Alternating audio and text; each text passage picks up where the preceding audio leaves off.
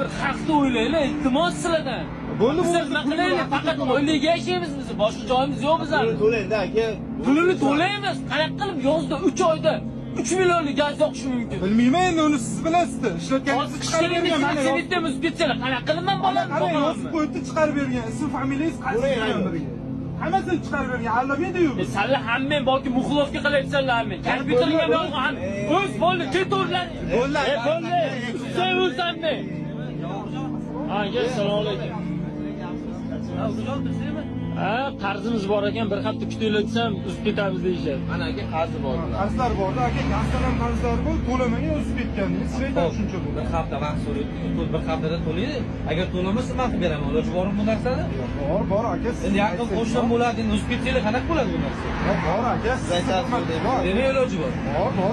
Xo'p, meni birov gapim bilan iloji bor ekan, bu bechora qiynalib nima qilasizlar?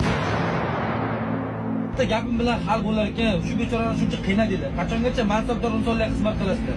Oddiy xalqqa xizmat qilsangiz nima qiladi?